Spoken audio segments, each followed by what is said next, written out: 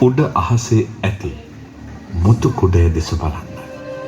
මුල් ජීවිතය ඉහළන ලද කුඩයක් අටලෝ දහමෙහි එක නනයක් මිනිසා විසින් මුසුලා යන කණුවක් අරණය කුඩය හකුලන පොඩි යනයක්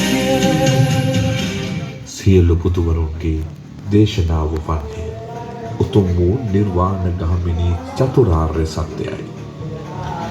ඉහළ අහසේ ඇති මුතු කුඩයෙන් පෙන්වා දෙන්නේ අටලෝ දහමෙන් ජීවත් වන මිනිසා ගමන් කරන සංසාර චක්‍රයයි. බුද්ධ දේශනාවට අනුව එම සංසාර චක්‍රයෙන් මිදුණු කල පවත්වන්නා වූ උතුම් නිර්වාණය අටවැනි මහලේ ඇති සුළුමිනෙන් අප විසින් නිර්මාණය කර ඇත. ඉතින් අප මහා සංසාර ගමනේ සදාකාලික සැප කියාගේ එය කාම ලෝක සත්වයෝ මේ භයානක අනන්ත වූ සසරෙහි අපාතු වෙදිමින් නැවතී සහනයක් නම් නොමැත සසර බය උතුම් වූ නිර්වාණ අවබෝධය ලබා ගැනීමට උත්සාහ දරන්න.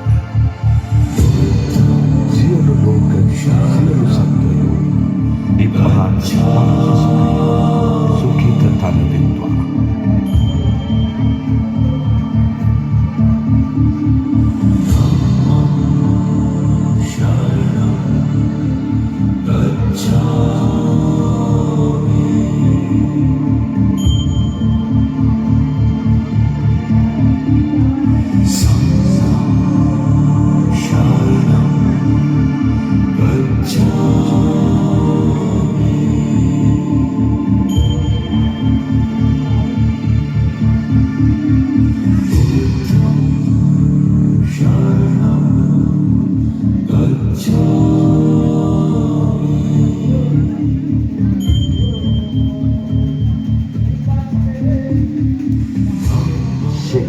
අයිබෝවන් සුබ රාත්‍රියක් වේවා ආදරණීය බැදිමුතුනි හිතවතුනි ආදරණීය අම්මේ තාත්තේ ඔයාලා මේ ශ්‍රවණය කෙරුවේ ඇහුවේ බැලුවේ ලාංකීය ඉතිහාසයෙන් ආසියාවට ගිහිල්ලා ආසියා ඉතිහාසයෙන් ලෝක ඉතිහාසයට ගියපු ආදරණීය නිර්මාණයක්. ඉතින් එන්ට්‍රස් එකෙන් දැන් අතුල් වෙනවා අලුත් පිරිසක්. මගේ නරඹපු ආදරණීය අම්මලා තාත්තලා පිටුවීමේ දොරටුවේ තියෙනවා අපි අවුරුද්දයි මාස දෙකක් වැඩ කරපු කෞතුකාගාරය.